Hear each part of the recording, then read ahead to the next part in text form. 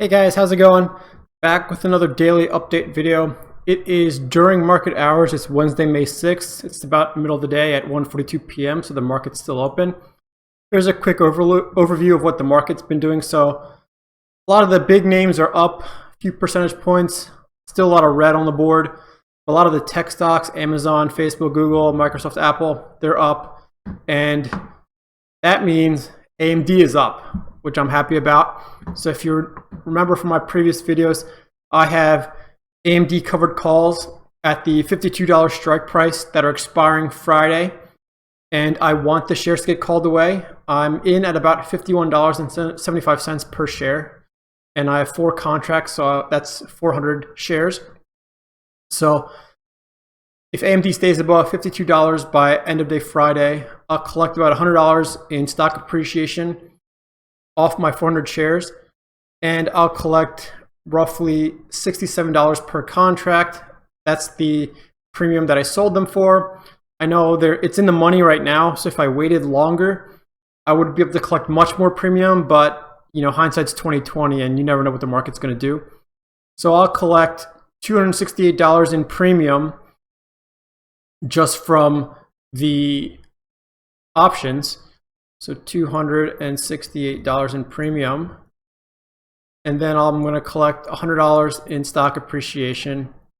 So that's going to leave me with, if all goes well, $368 of profit for this week.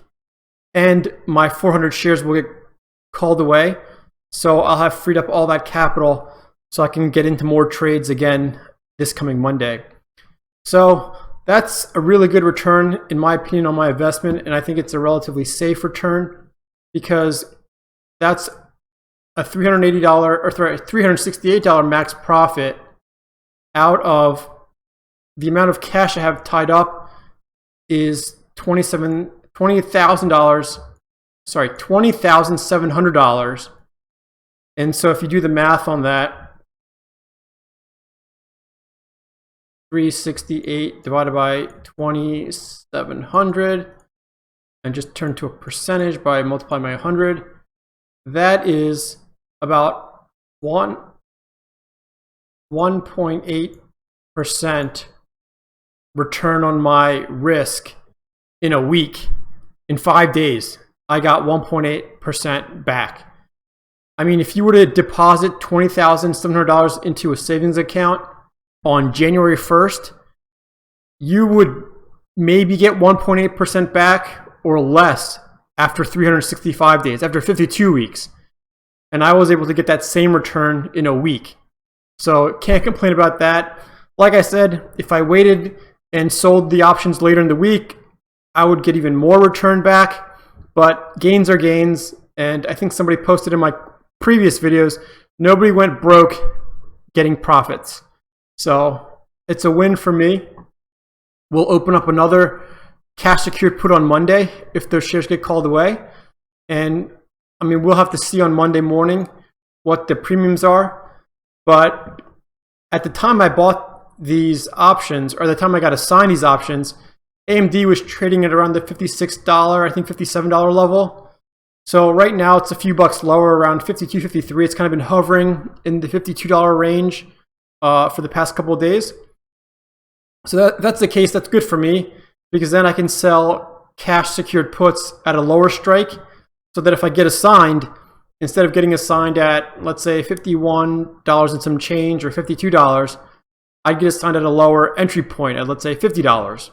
So we'll see what happens. And as always, I'll keep you posted. AMD is 100% of my portfolio right now. I know some people in the comments are asking me why I don't make other plays or trade other stocks. And right now, AMD's been good to me. So if it ain't broke, I'm not going to fix it. I'm going to keep milking it for all it's worth. And the other thing is, if I look at some of the other stocks on my watch list, like I took a look at Coca-Cola, KO, yesterday, the premiums on Coca-Cola, I'll pull it up for you. The premiums just aren't that great. So I don't want to, lower my potential profit or my percent returns. I mean, if you take a look at Coca-Cola, let's say I want to sell a put to open a position. And if you're looking at like an 85% probability of profit, you're only getting, let's say, between 9 and 14 cents of premium per contract. So just remember these numbers. Now, if I go back to AMD, again, let's say I want to sell a put today, right now. If I want like an 80 to 85% profits around here, I'm collecting between $16 and $28 worth of premium. So looking at the two stocks, just comparing them on numbers, for the same chance of profit, I would get more money out of the AMD options just because AMD has a higher implied volatility. Now, the other thing to keep in mind, though, is if you get assigned, would you rather want to own AMD stock? Or would you rather want to own Coca-Cola stock? And that's a question for you to answer individually. But so you may say, you know what, I like Coca-Cola as a company more than I like AMD. So although my profits would be less, I feel safer in owning Coca-Cola stock than I do AMD stock, which is very valid, and to each their own. So everything in the stock market, in my opinion, everything when you trade options is a risk to reward ratio, or you have to weigh how much you're willing to risk for how much reward. And there's no magic number, it's individualized, so you have to make that decision on your own. For example, some people might not have a lot of money in savings, so they don't want to take a lot of risk because they don't want to lose their savings.